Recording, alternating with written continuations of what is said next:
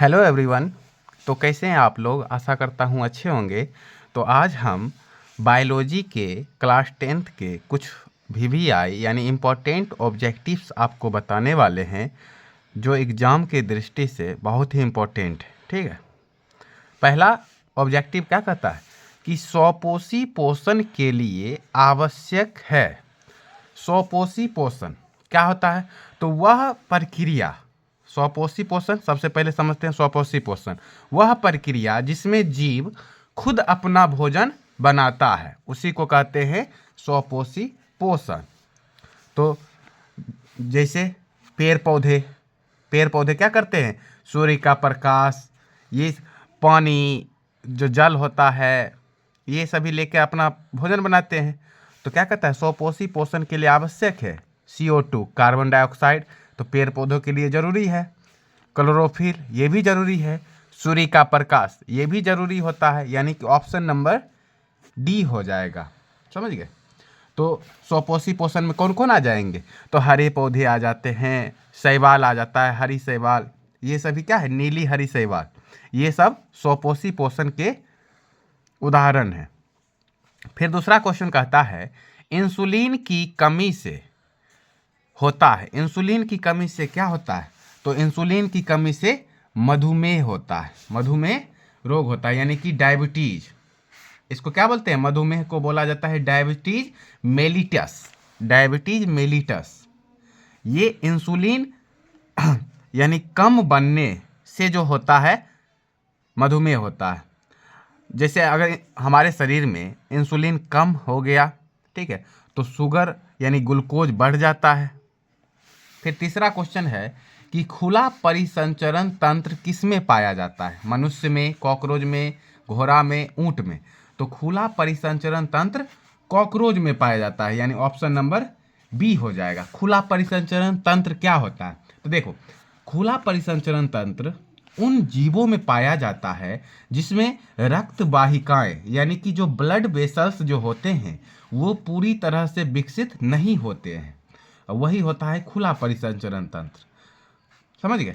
तो यानी कि जो रक्त होता है वो सीधे शरीर में नहीं पहुंचता है, शरीर की गुहा तक नहीं पहुंचता है। तो इसमें कौन कौन सा आ जाते हैं? कॉकरोच आ जाता है, मकड़ी आता है, मच्छर आता है, तिलचट्टा आता है, तितली, तिलचट्टा तो इसी को बोलते हैं, कॉकरोच को ही, तितली आ जाएगा। ये सभी क्या है? खुला परिसंचरण तंत्र का उदाहरण है। ठीक है, ऑप्शन नंबर B हो गया। फिर चौथा क्वेश्चन कहता है कि यूरो 2 का संबंध किससे है? तो यूरो 2, समझ गए? तो यूरो 2 का संबंध जो है वायु प्रदूषण से है। समझ गए? वायु प्रदूषण से। अब क्या है यूरो? तो ये जो है एक प्रकार का सूचक होता है जो बताता है क्या कि वायु प्रदूषण का स्तर कितना है। समझ गए? तो यानी ऑप्शन नंबर A हो जाएगा। फिर पांचवा क्वेश्चन कहता है कि निम्नांकित में कौन जैव और निम्न करणीय पदार्थ है? तो क्या हो जाएगा? Option number A DDT। DDT इसलिए हो जाएगा क्योंकि DDT क्या है? एक जैव अविनाशी पदार्थ है। समझ गए? जैव अविनाशी पदार्थ है, लेकिन कागज, वाहित मल, ये सभी क्या है? विनाशी है। ये सभी जो है विनाशी पदार्थ है। DDT जो है ये लंबे समय तक बिना टूटे बना रहता है, लेकिन ये कागज, वाहित मल, ये सभी क्या है? विनाश हो जाता है। तो इसलिए ऑप्शन नंबर A हो जाएगा। फिर 6 नंबर क्वेश्चन कहता है कि क्लोरोफिल वर्णक का रंग है। क्लोरोफिल वर्णक का रंग है, तो क्लोरोफिल का रंग कैसा होता है? हरा होता है, और इसी के कारण पेड़ पौधे क्या दिखते हैं? हरे दिखते हैं। समझ गए? तो क्लोरोफिल का रंग हरा होता है। फिर 7वां क्वेश्चन है किसमें अलैंगिक जनन मुकुलन द्वारा होता है? अलैंगिक जनन मुकुलन द्वारा होता है। ऑप्शन A है ईस्ट, प्लाज्मोडियम, अमीबा, या इनमें से कोई नहीं। तो क्या हो जाएगा? ईस्ट हो जाएगा। ऑप्शन नंबर A हो जाएगा। ईस्ट में जो है अलैंगिक जनन होता है। अब फिर 8वां क्वेश्चन है ओजोन परत पाया जाता है। ओजोन परत कहाँ पाया जाता है? ऑप्शन नंबर A है स्ट्रेटोस्फियर में, एक्सोस्फियर में, आयनोस्फीयर में या ट्रोपोस्फियर में? तो क्या हो जाएगा? ऑप्शन नंबर ए हो जाएगा, यानी कि स्ट्रेटोस्फियर इसका मतलब होता है समताप मंडल में। ऑप्शन नंबर ए, समताप मंडल, समताप मंडल। फिर 9 नंबर क्वेश्चन है कि पराग कोश में पाया जाता है। तो पराग कोश में क्या पाया जाता है? पराग कण पाए जाते हैं, पराग कण।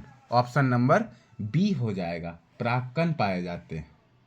तो देखो पराग कण, तो ये पराग कोश में पाए जाते हैं। और पराग कण होते क्या हैं? तो पराग बनाने और रखने की एक थैली होता है जो फूल के परागधान, समझ गए, परागधान के अंदर होता है, इसलिए इसको कहते हैं परागकण। ऑप्शन नंबर बी हो जाएगा। 10 नंबर क्वेश्चन फिर आते हैं। 10 नंबर क्वेश्चन कहता है ग्वाइटर, जिसको बोलते हैं घेंघा, घेघा रोग ना। ग्वाइटर या घेघा रोग जो पनपता है, क्यों पनपता है? चीनी की कमी से, आयोडीन की कमी से, रक्त की कमी से, या मोटापा से? तो आयोडीन की कमी से।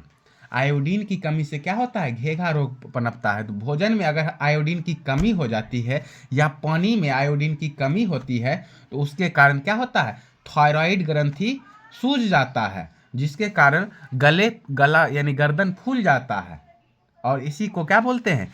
घेघा रोग बोला जाता है। किसके कमी से? आयोडीन की कमी से। फिर 11 नंबर क्वेश्चन है कि द ओरिजिन ऑफ स्पीसीज नामक जो पुस्तक है किसने लिखा? तो डार्विन ने लिखा था। किसने लिखा था? डार्विन ने। ऑप्शन नंबर ए हो जाएगा।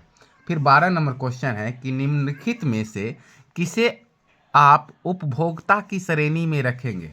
तो उपभोक्ता की श्रेणी में कौन आ जाएंगे?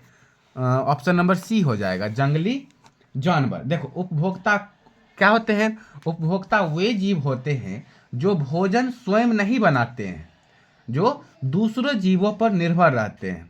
मनुष्य भी हो जाएगा उपभोक्ता की श्रेणी में, मनुष्य हो गया, कीड़े मकोड़े हो गए, तो ये सभी क्या हो जाएंगे? उपभोक्ता की श्रेणी में आ जाए। और कुछ पौधे भी होते हैं, वो क्या आते हैं? उपभोक्ता की श्रेणी में आते हैं, समझ गए, जो दूसरे जीवों को खाते हैं।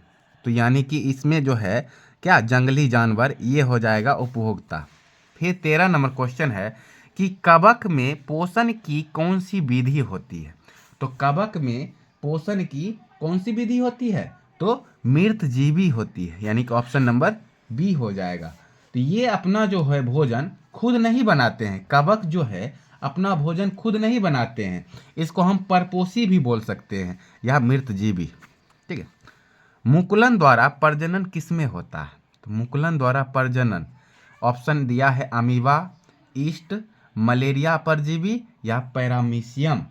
तो देखो मुकुलन द्वारा जो प्रजनन होता है वो ईस्ट में होता है। ऑप्शन नंबर बी हो जाएगा। या तो ईस्ट में होगा या हाइड्रा में, दो होगा। या देखो ईस्ट और हाइड्रा दोनों में होता है।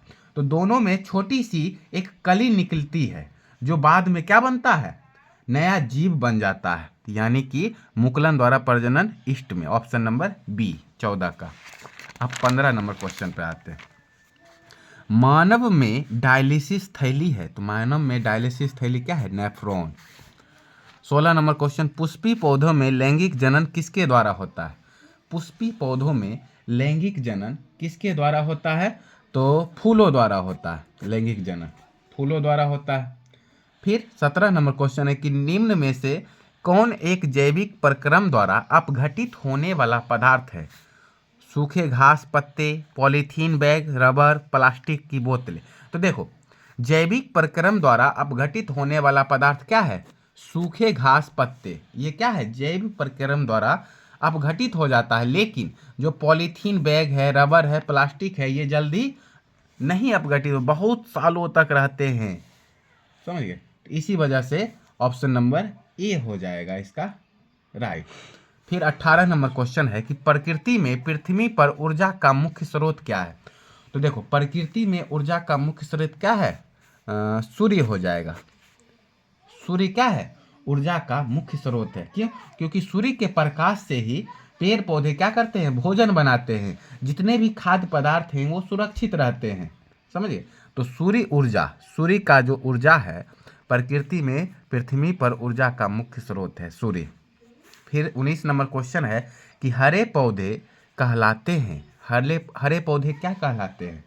तो देखो, उत्पादक ऑप्शन नंबर ए है उत्पादक, ऑप्शन नंबर बी है अपघटक, ऑप्शन नंबर सी है उपभोक्ता, ऑप्शन नंबर डी है आहार श्रृंखला। तो क्या हो जाएंगे? हरे पौधे कहलाते हैं तो उत्पादक कहलाते हैं। क्या कहलाते हैं? उत्पादक, ऑप्शन नंबर ए हो जाएगा। अब देखो उत्पादक क्या होते हैं?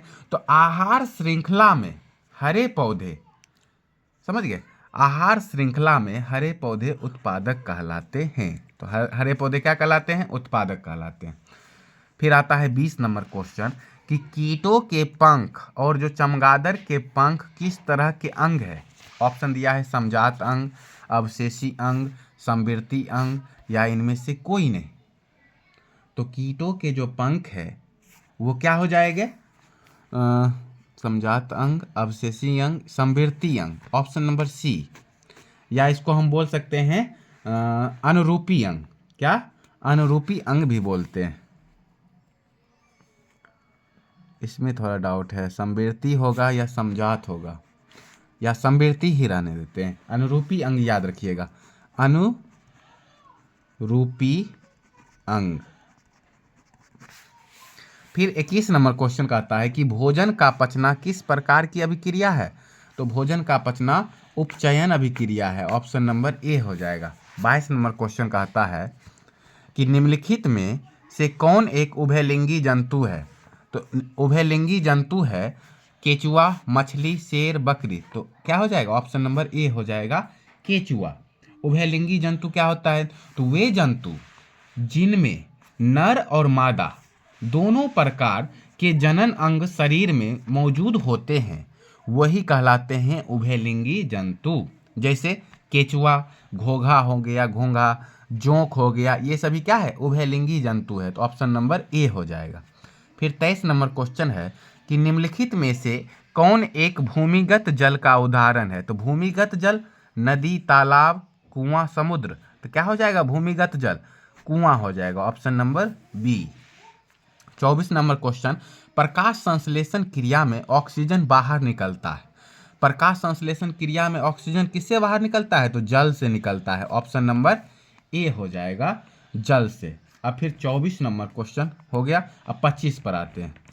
मैग्नीशियम पाया जाता है, तो मैग्नीशियम पाया जाता है क्लोरोफिल में, लाल रक्त कण में, वर्णी लवक में या श्वेत रक्त कण में। तो क्या? मैग्नीशियम क्लोरोफिल में पाया जाता है। तो देखो क्लोरोफिल के जो अणु होते हैं उसके केंद्र में पाया जाता है मैग्नीशियम, और इसी के कारण पेड़ पौधे का रंग जो होता है हरा होता है, क्लोरोफिल के कारण। द्विखंडन होता है। अब 26 नंबर क्वेश्चन कह रहा है कि द्विखंडन होता है किसमें? अमीबा में, पैरामीशियम में, क्या है, लिस्मेनिया में, या इनमें से सभी। तो क्या हो जाएगा? द्विखंडन होता है किसमें हो जाएगा?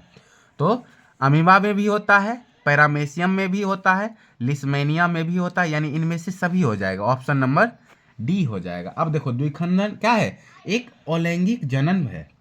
द्विखंडन जो है एक अलैंगिक प्रजनन विधि है, ठीक है, जिसमें जीव दो समान भागों में विभाजित होते हैं, उसी को बोलते हैं द्विखंडन, ठीक है। तो क्या हो जाएगा? ऑप्शन नंबर डी हो जाएगा। अब 27 नंबर क्वेश्चन पर आते हैं। कहता है कि फूल में नर प्रजनन अंग होता है। तो फूल में नर प्रजनन अंग होता है पुंकेसर, ऑप्शन नंबर ए। 28 नंबर, अंडाणु निषेचित होता है। अंडाणु निषेचित होता है किसमें? योनि से, गर्भाशय से, फेलोपियन नलिका से या अंडाशय से। तो देखो अंडाणु निषेचित होता है किससे? फेलोपियन नलिका से। ये इंग्लिश में नाम दिया है, इसका हिंदी में बोलते हैं अंडवाहिनी। क्या बोलते हैं? अंडवाहिनी, और इंग्लिश में बोला जाता है फेलोपियन, ठीक है, tube, fallopian tube. 29 number question है कि ग्लोबल वार्मिंग के लिए उत्तरदायी गैस है। तो CO2, कार्बन डाइऑक्साइड। सबसे ज़्यादा उत्तरदायी गैस कौन है ग्लोबल वार्मिंग के लिए? Carbon dioxide. फिर 30 नंबर क्वेश्चन कि दो तंत्रिका कोशिका के मध्य खाली स्थान को कहते हैं। तो दो तंत्रिका कोशिका के मध्य खाली स्थान को सिनेप्स कहते हैं, ऑप्शन नंबर बी हो जाएगा। 30 का ऑप्शन नंबर बी, यानी कि इसको सिनेप्स बोलिए या एक और नाम होता है अंतगर्थन। अंतगर्थन यानी ग्रथन, ये भी बोला जाता है अंतगर्थन। तो ये क्या होता है कि दो न्यूरॉन के बीच के जोड़ को कहते हैं सिनेप्स, समझ गए? या तो तंत्रिका कोशिका बोलिए या न्यूरॉन भी बोलते हैं। 31 नंबर है कि पराग कोश में होते हैं, तो पहले भी बता दिए हैं पराग कोश में क्या होते हैं, परागकण होते हैं, ऑप्शन नंबर डी हो जाएगा। 32 नंबर क्वेश्चन है कि विकासीय दृष्टिकोण से हमारी किससे अधिक समानता है, तो विकासीय दृष्टिकोण से हमारी जो है चिंपैंजी से ज़्यादा समानता है, ऑप्शन नंबर बी हो जाएगा 32 का। 33 नंबर है पायरुवेट के विखंडन से कार्बन डाइऑक्साइड जल तथा ऊर्जा देता है और यह क्रिया होता है कोशिका द्रव में होता है, माइटोकॉन्ड्रिया में होता है, हरित लवक में होता है या केंद्रक में होता है। तो देखो क्या हो जाएगा, माइटोकॉन्ड्रिया में। तो कोशिका का पावर हाउस भी इसे बोला जाता है माइटोकॉन्ड्रिया को, यानी कि 33 का ऑप्शन नंबर बी हो जाएगा। 34 नंबर क्वेश्चन है कि मनुष्य में वृक्क एक तंत्र का भाग है जो संबंधित है, तो वृक्क यानी कि किडनी, वृक्क जो है किडनी किससे संबंधित है, उत्सर्जन से संबंधित होता है, ऑप्शन नंबर सी हो जाएगा। अब उत्सर्जन का मतलब क्या है, तो हमारे जो शरीर में जो अपशिष्ट पदार्थ हैं उसको बाहर निकालता है, ठीक है, वही होता है उत्सर्जन। अब लास्ट क्वेश्चन है 35 नंबर कि मस्तिष्क उत्तरदायी है, मस्तिष्क उत्तरदायी है सोचने के लिए, शरीर का संतुलन बनाने के लिए, हृदय स्पंदन के लिए, या इनमें से सभी, तो इनमें से सभी हो जाएगा। मस्तिष्क जो है सोचने के लिए भी, शरीर के संतुलन बनाने के लिए भी, हृदय स्पंदन के लिए भी, यानी कि हमारा जो शरीर जो कार्य करता है उन सभी, हमारा शरीर में जो अंग है उन सभी को नियंत्रित करता है कौन, मस्तिष्क, सभी को संतुलन करता है मस्तिष्क, यानी कि ऑप्शन नंबर डी हो जाएगा। तो ये जो ऑब्जेक्टिव है बहुत ही इंपॉर्टेंट क्वेश्चन ऑब्जेक्टिव्स हैं, ठीक है, बार बार एग्जाम में पूछे जाते हैं। तो आशा करते हैं ये अच्छा लगा होगा, और अच्छा लगा होगा तो अब है स्टडी मटेरियल को